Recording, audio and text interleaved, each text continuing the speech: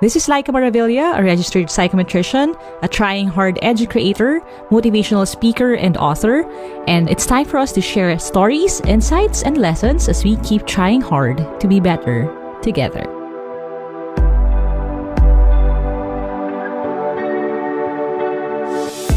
So, trying hard ka na. You tried really hard to make something happen. But what if you fail? What if I fail? Ano ang gagawin ko?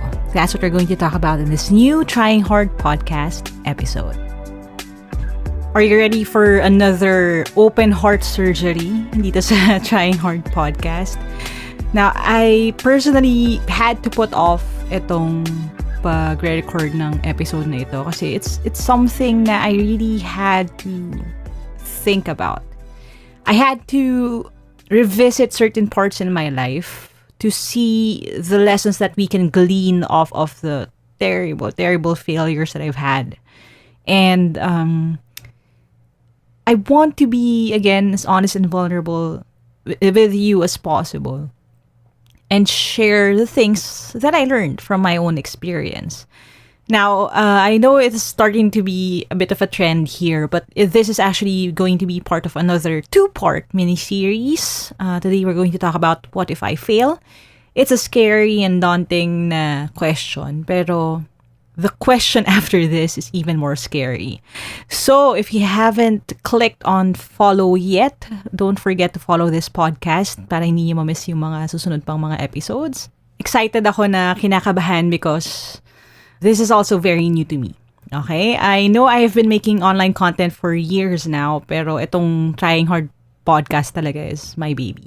So, follow if you haven't yet, and today we're going to dive into our discussion. Again, the question is, what if I fail? What if I try my hardest? What if I gave my all? And still, diba, things don't work out. Ano pong gagawin ko? And this has been my question sa buong buhay ko as I shared in previous episodes, no? Lalo na yung episode natin on why don't smart people try hard. And I had to deal with it talaga sa journey ko in life. And iba sa inyo, you also sent me messages asking me this same question. Anong gagawin ko if after everything na ginawa ko, if I gave everything and still failed? And let me start off by saying this, okay? When it comes to battles in life, stages in our life, yung mga maliit na projects, mga milestones and stuff like that, here's one thing I want you to take away from this mini-series, no? Failing doesn't make you a failure in the same way that winning doesn't make you a winner.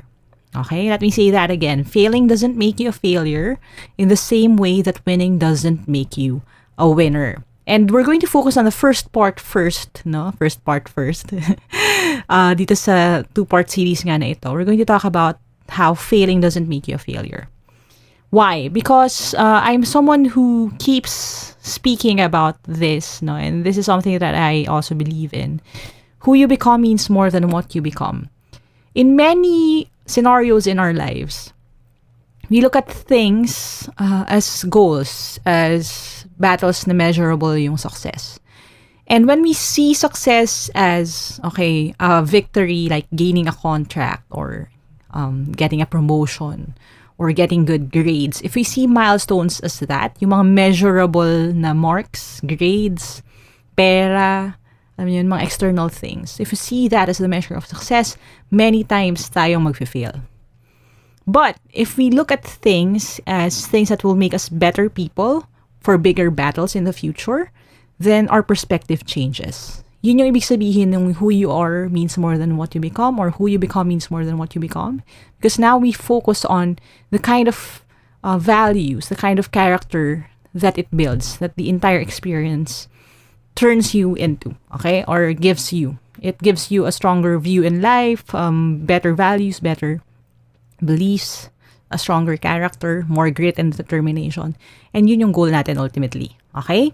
So what do you do when you fail? I have 4 pieces of advice, no? And we're going to start really quick. The first one is simple. If you try hard and fail, then just try again, okay? Now, why do I say this?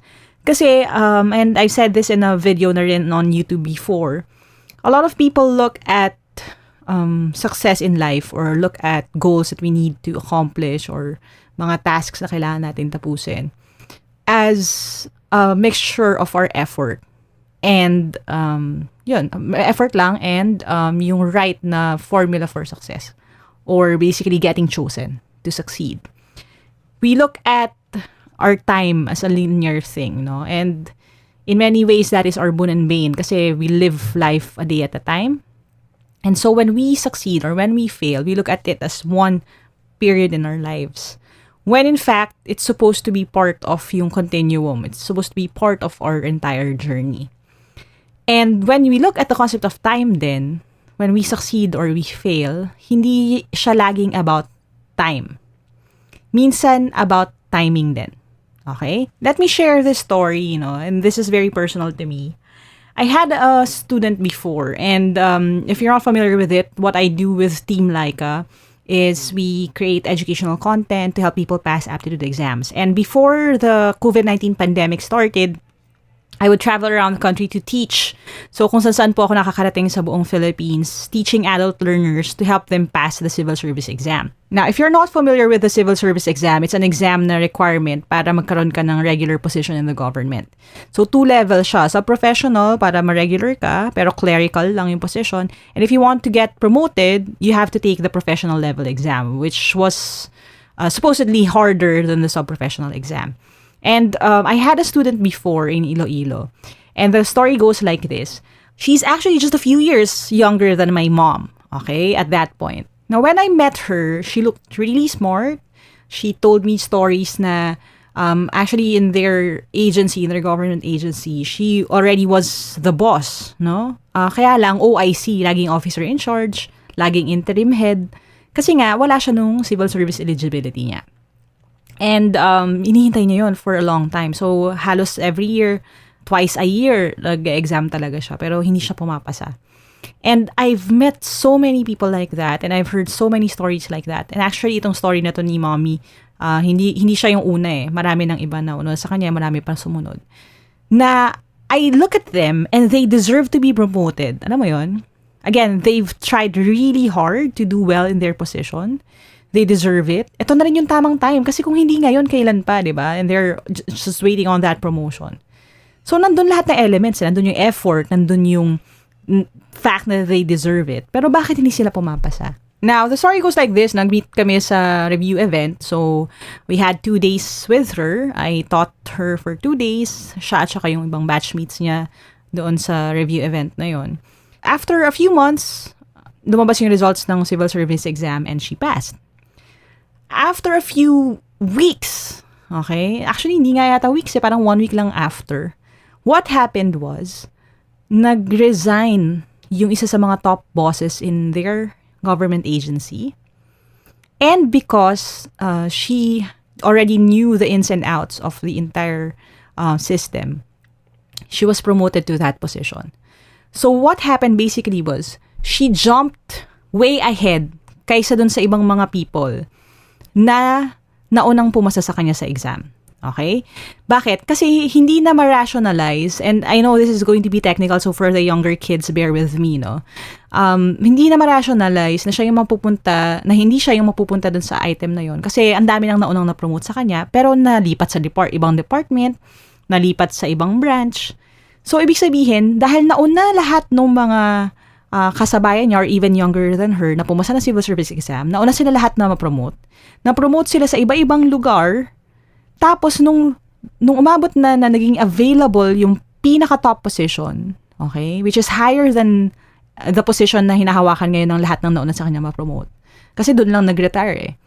Nung nablanko yung position na yun, siya lang yung nakapila na next in line for that position.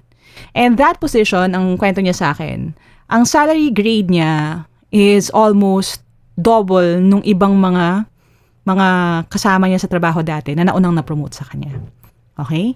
So, she jumped way ahead of them kahit na nauna silang tumakbo.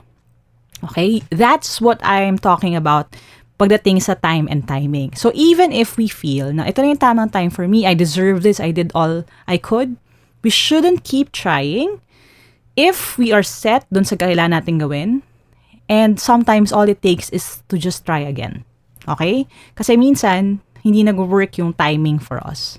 And if I quit, yun yung sabi niya sa akin, if I quit nung huling exam na yon, kasi sabi niya parang ayaw na daw talaga niya eh. Nagbakasakali lang siya kasi nabalitaan niya ako kasi nakita niya ako sa YouTube, so sinundan niya ako kasi hindi naman talaga siya tiga Iloilo. And nung nag-meet kami, nag-take siya uli ng exam, so yun yung nagbigay sa kanya ng lakas ng loob. So nag-try siya again, tapos yun, na-promote na nga siya and boss na siya ngayon. So again, it has to work yung time and timing. At kung hindi ka susubok uli, baka malose mo yung opportunity kung kailan tama na yung timing. Parang kung kailan ka bound sana na pumasa, doon ka naman nag-decide na mag-quit. So yun yung ayaw natin mangyari. So again, the first advice would be for you to try again. Basta, same thing, same effort, just try again. Okay? It's a test of faith. Now, the second piece of advice after you try again would be this. And it also is quite logical, no? Try better.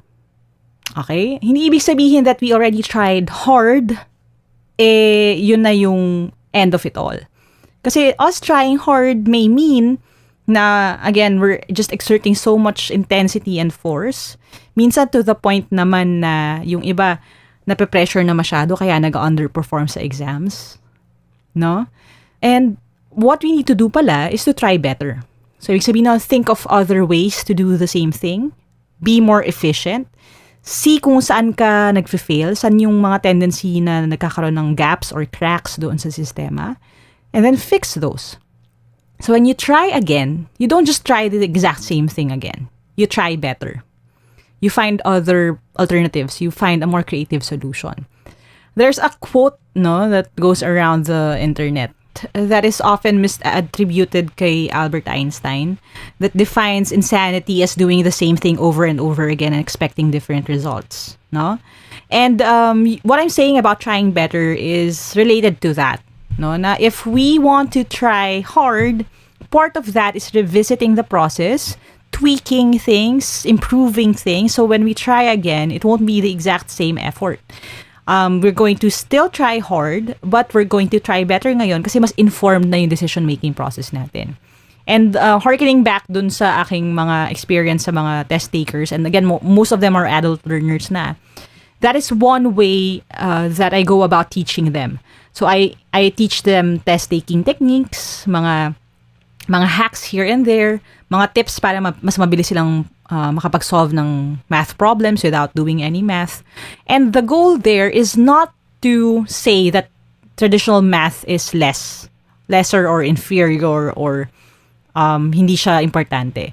The goal there is to just help them try better this time. Kasi nga, they already put in all the work and effort trying to learn all these traditional solutions and the formulas, pero it's not working for them.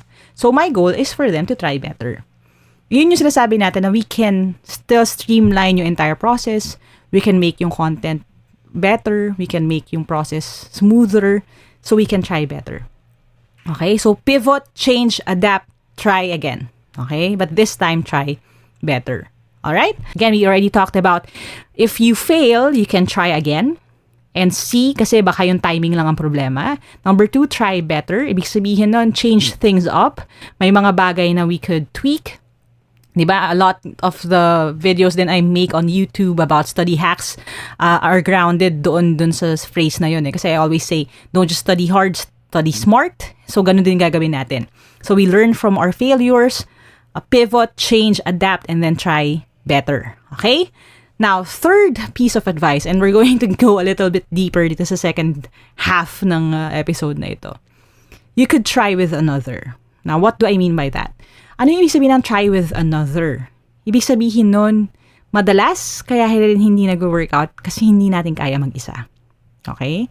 So when we try hard, yes, binigay natin lahat ng effort natin. Yes, we kept trying again and again. Yes, we kept trying in better ways than before. But, what if talagang hindi lang siya humanly possible na tapusin ng isang tao? What if ang kakulangan isn't because kulang ka, but it's because the task literally requires more than one person. So, ibig sabihin nun, you need to ask for help. Okay?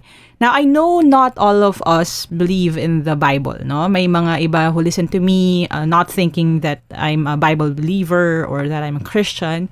But I want to share this, no, with you, kahit na ano pa yung differences natin.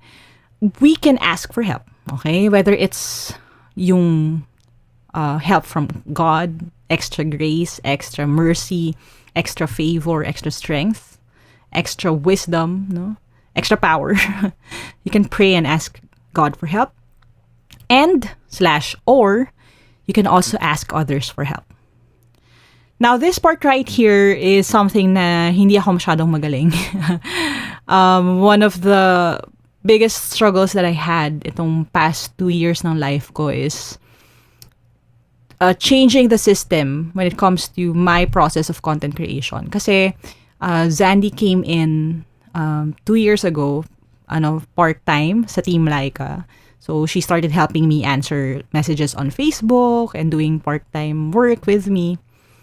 Tapos, in 2019, she decided to go full-time. And that was a very risky decision on her part. Actually, natatakot din ako nung nag-decide siya na mag-full-time. Kasi I knew that I wouldn't be able to pay her what she usually earned dati. Pero more than that, if I'm to be honest, more than that, I was so scared to be vulnerable around anyone else. Especially her, no? Kasi she's a bit younger than me, although marami siyang experience when it comes to the marketing side of things, at saka sa PR, at saka sa communications, kasi yun talaga yung background niya. And marami siyang experience sa work, no? About that. Pero I'm afraid kasi ayokong humihingi ng tulong. Okay? And I had to learn how to do that. When we were starting out, as in, she would first laugh at me pa nga at times. Kasi, yung kitang-kita niya na na-overwhelmed ako at marami ako masyadong ginagawa, pero hindi ko pa rin siya inutusan. Or hindi ko pa rin siya sinasabihan na, uy, gawin mo naman to. Hindi ako humihingi na talaga ng tulong. Pero, habang tumatakbo yung aming partnership, sabihin na natin, pagdating sa Team Lyqa, it became clearer and clearer to me that she is there to help. And that I literally can't do everything na by myself.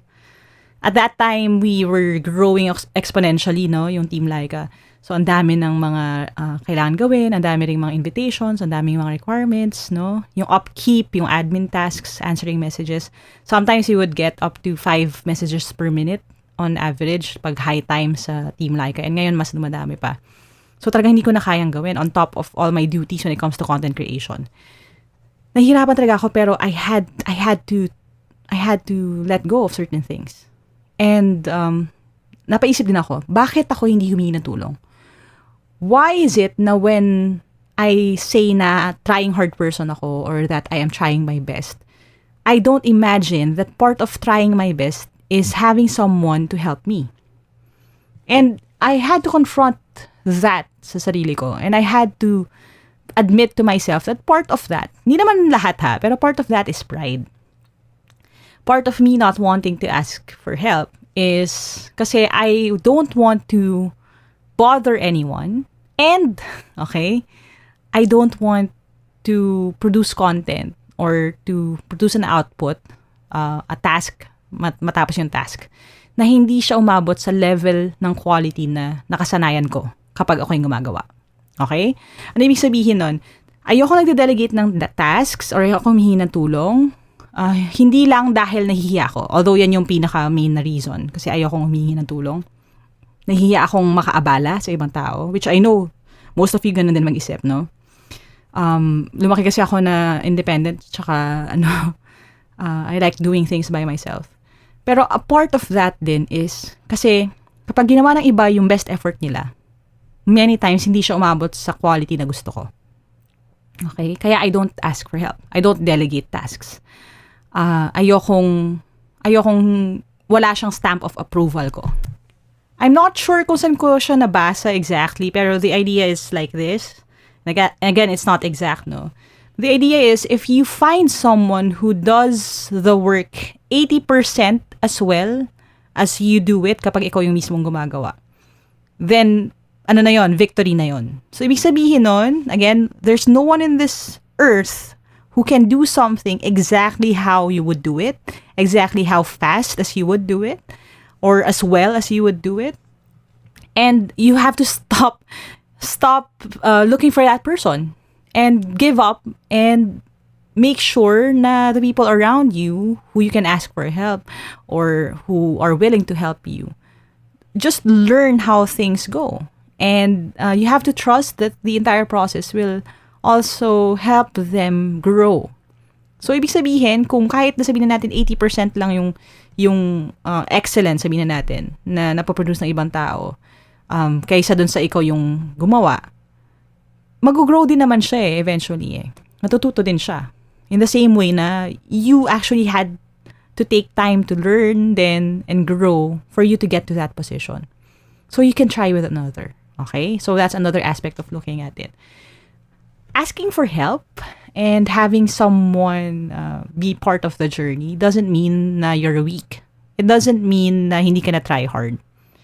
Ang ibig sabihin lang nun is you are now open to scaling things, to doing more. And mas tumataas din yung possibility for success kasi may tumutulong na sa'yo. Okay? So again, try with another. Now, the last part here is, I guess, the most painful din naman. Which is sometimes, when we've done all we could, when we've given all we could, when we tried our best to adapt, to change, we exhausted all the alternatives, we asked for help, but still it wasn't good enough. Sometimes we just have to face the reality na if we try hard and fail, it's because it's time to try another. Okay? So again, it's different. Kasi sa kanina, no? We talked about trying with another person or another being. Pero this time, it's about trying another thing. I remember nung na-incubate itong podcast na ito, it's one of the prompts within me to start this podcast. Pero I was invited by Joy Spring to be part of one of her podcast episodes. It was a Google event, and when she asked me what I wanted to talk about in the podcast, I told her I wanted to talk about yung term na trying hard and how we can redeem it and how we can turn this into something good. And one of the things that she asked me during our session, kasi it was a really quick one, kasi may event nga, she was hosting, I was another presenter dun sa event na yun. She asked me, how do you know that it's time to stop trying? How do you know if it's time to switch yung path, to pivot, to try another thing, basically? And I told her that it's time to switch things up or stop trying altogether and try something else.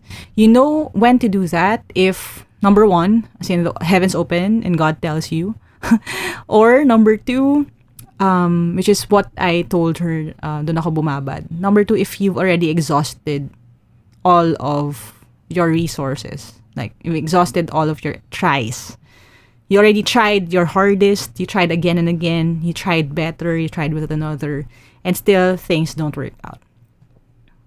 But the beauty of that is, if you try, fail, and then realize that it's time to try something else, you can look back at the experience and say with confidence that you gave it your best shot. That you did all you could, okay, with the given resources, the given time, with the opportunities that you had. And because you know that you gave everything and you tried to make it work and you really gave your full effort, walang guilt, walang regrets. You won't look back at the experience and think na, nako, if I tried again, nag-workout kaya? If nag-aral akong maigi, nag-effort ako, pumasa kaya ako? If I made the right choice, or if I asked for help, if hindi ko siya sinarili, magsasucceed ba ako? You wouldn't have those regrets. Kasi, alam mo na binigay mo lahat. And us being part of this family, itong trying hard community na to, that's going to be part of our journey too. Okay? So again, when we say that we're trying hard, people, it's not that we try hard once and then magically things will fall into place as bilang okay na lahat. Like, I wish things happened like that. Pero if and when we fail, and failure is inevitable, no? anong pwede natin gawin? Again, ulitin ko, no? You have to try again.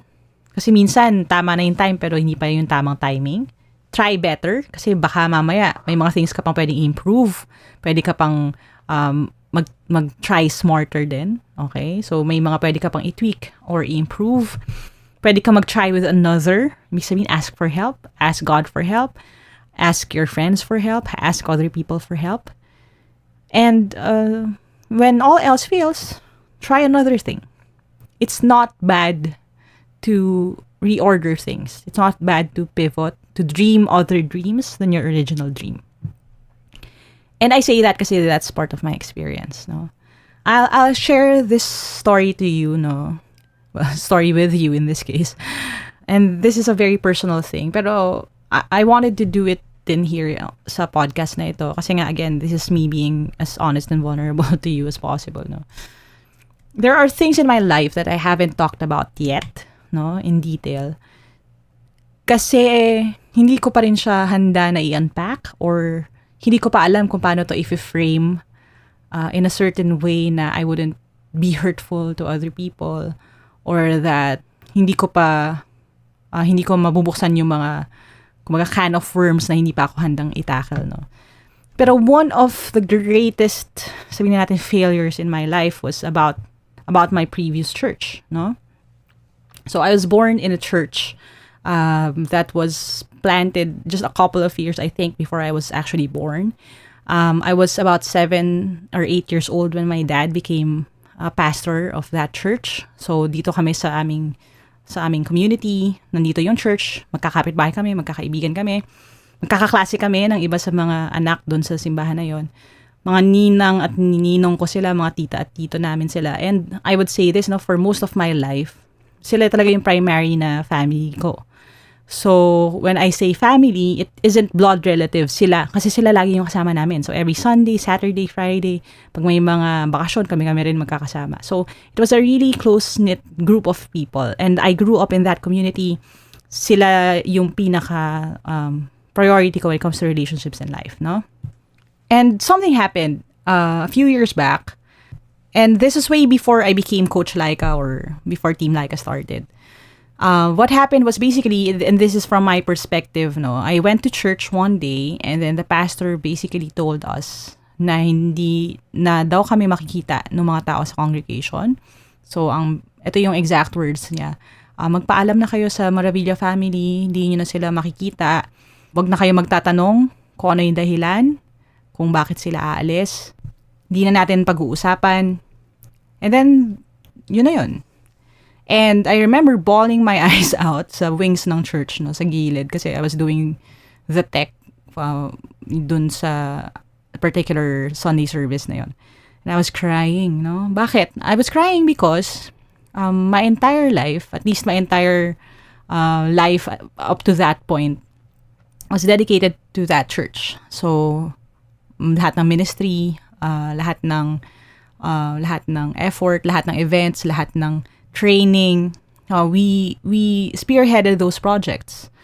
I was one of the youth leaders. I was one of the musicians. Basically, a lot of the ministries for that church we built from ground up. Kasi we had to. So, walang dance ministry. I started the dance ministry with a friend.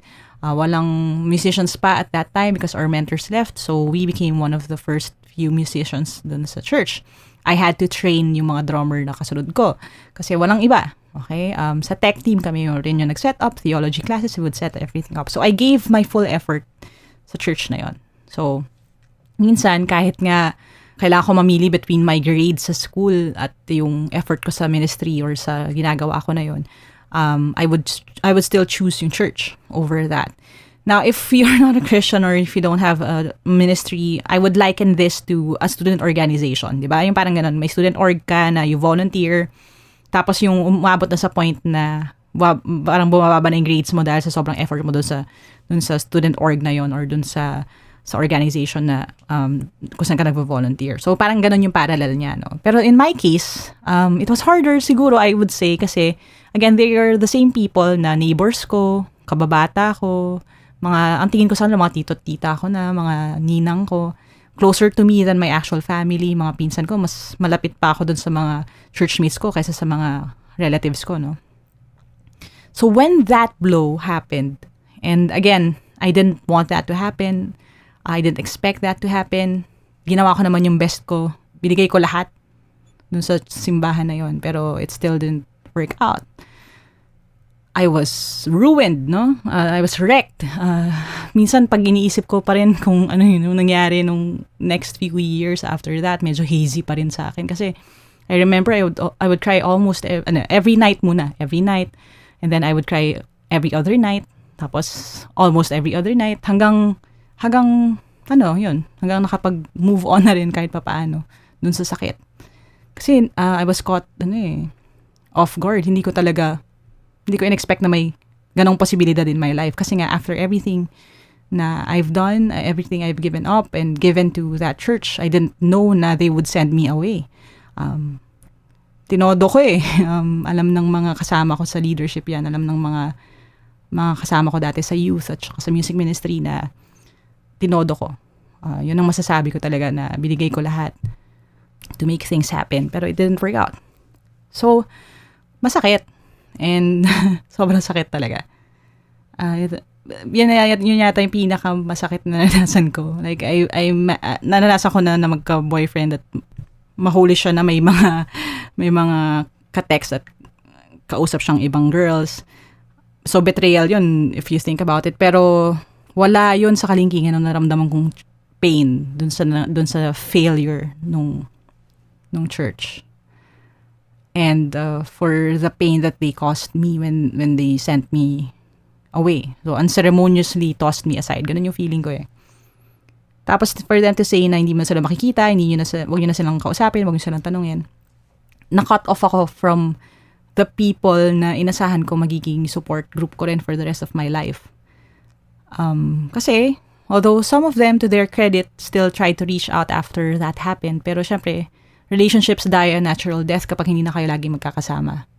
So, most of them, hindi ko nakausap until years after. Yun. And I'm glad that a lot of them were trying to rebuild friendships na ngayon. Pero, for the first 3 years, 4 years, 5 years, we had no one. I had no one, no? And it was painful. Pero one thing na I could say, even if I tried my hardest, if I tried again and again to make the ministries work and make the church work, I would always say that I was trying to keep the church parang afloat. So para kang, lumulubog yung bangka, tas meron ka lang cup, tas yun yung pinagtatanggal mo ng tubig dun sa barko. Ganun yung feeling ko kadalasan dati.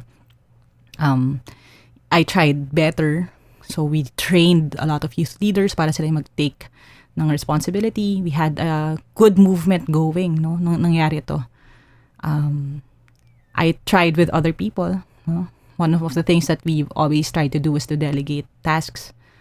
So, confident na rin ako kahit papaano at that time kasi may mga responsable rin sa youth So, hindi naman sila may iwan na walang-wala. Pero when they sent us away, it was clear that it was time to try another thing.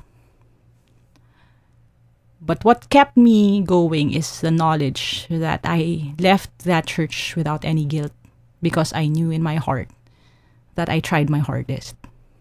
So when I say to you na yun yung pinanggagalingan ko, it's still a really hard part of my life to relive and revisit.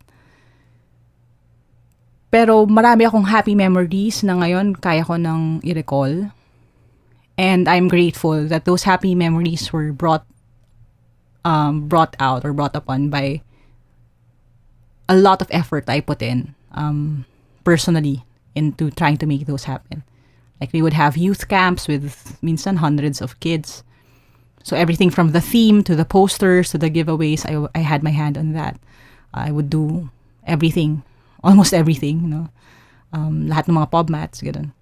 All of the classes, mga theology classes.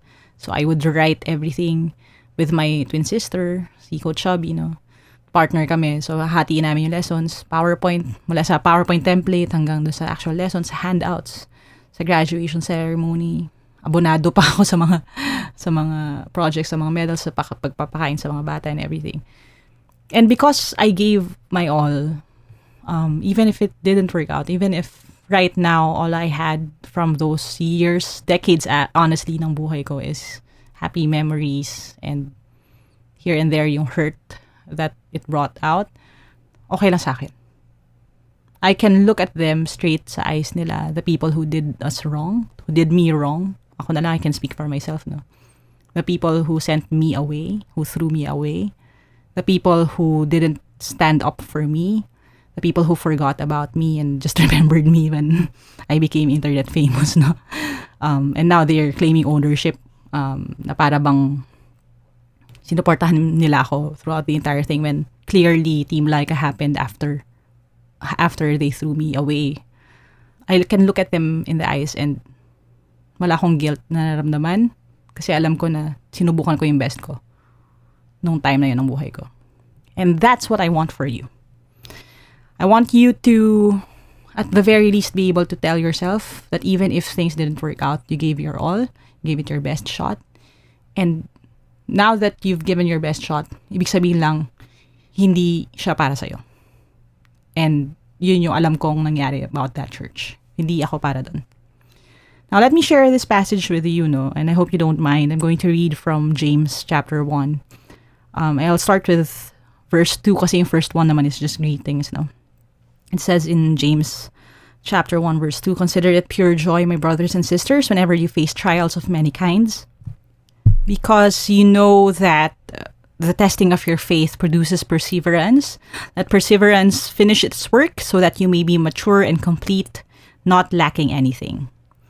And I'll stop right there. The rest of the verses we may cover in the next episode na lang. But the idea goes like this. If you face trials, if you go through things, sama na natin yung failures here and there, we can consider it joy na when we face these, alam natin na it's part of yung testing ng faith natin. Tapos yung test na yon, it produces perseverance. Ano ibig sabihin ng perseverance? It produces yung need for us to keep trudging along, to keep going, even in the face of challenges and difficulties.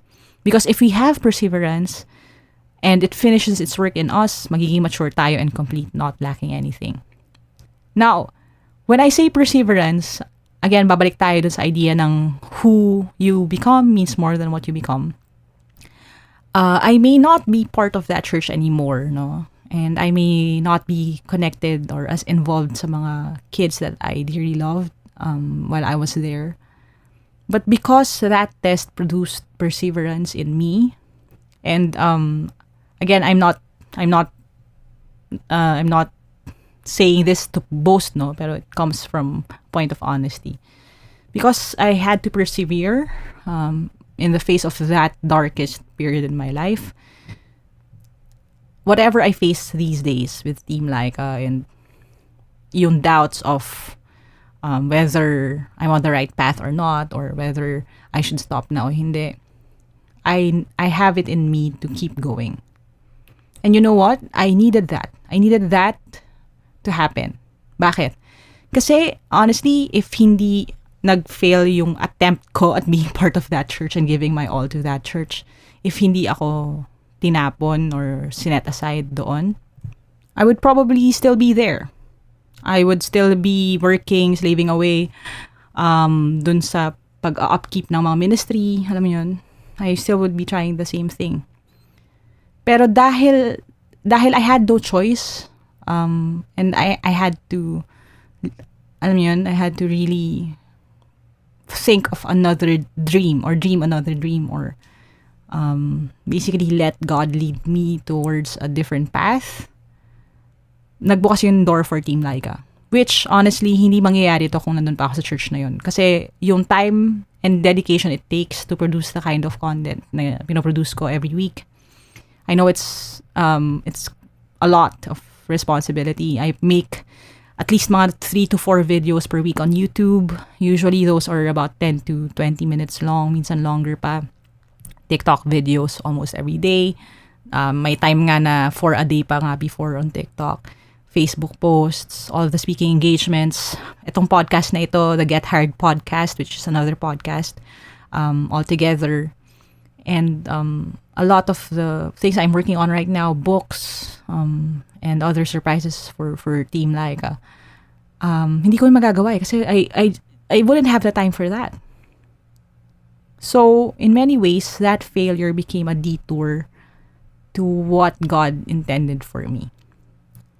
So, again, going back to the question, no? What if you try hard and still fail? If you try again, it doesn't work. If you try better, it doesn't work. Tried with another person, it still doesn't work. And if it's time to try another thing, it's still okay. Kasi ibig sabihin lang nun, ripe ka na for something else. Now, let me share this, no? And I'll end with this. I know this is a long episode. Sorry, medyo emotional kasi. And I'm trying my best not to cry too much. Kinakat ko na lang para hindi masyado nakita. Pero I want to share this with you, no? When things don't work out, sometimes we think it's because we are too small for our dreams. Ibig sabihin, kulang tayo, no? When things don't work out, we think that we are inadequate. We think that we are not enough for our dreams. We're too small for them. When in fact, sometimes, okay, and again, we can say this with confidence when we've done all we could, when we've tried our hardest and still hindi pa rin nag-work. Sometimes, dreams don't work out. Goals don't happen or are not accomplished. Tasks are not finished. Not because we are too small for them, not because we're too small for our dreams, but because sometimes our dreams are too small for us. Sometimes it's because if nag-succeed tayo doon, we would be comfortable, we would be stuck in a place na hindi naman pala yun yung plano ni Lord para sa atin. Or hindi yun ang fullness para sa atin. And I say that kasi it happened to me. And I'm grateful that that painful part of my life happened. Because that happened, it was the turning point sa life ko.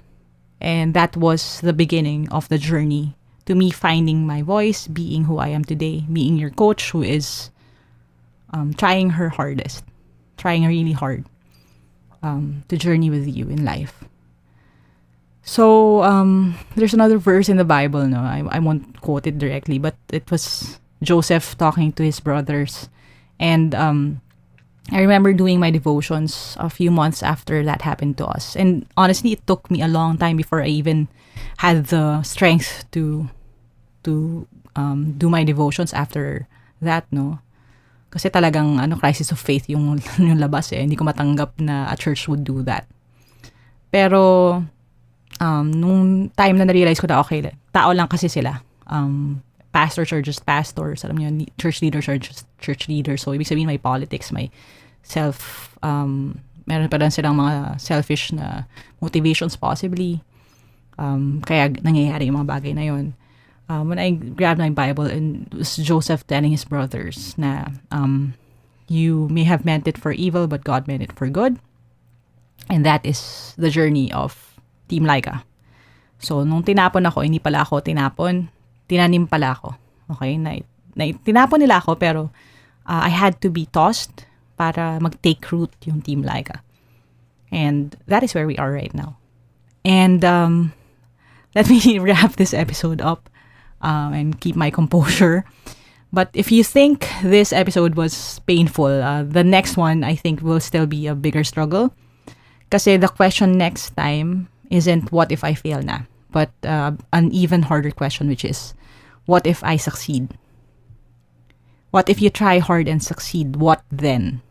Because it's sometimes harder to learn from things when things work out.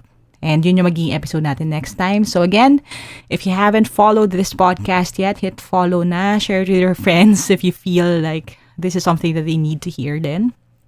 And if you want to share any part of this episode, anything you learned, or kung may itatanong kayo sa akin, if you want to ask for advice or anything like that, use the hashtag trying hard with Lyqa. So again, hashtag trying hard with Lyqa. That's LYQA, by the way.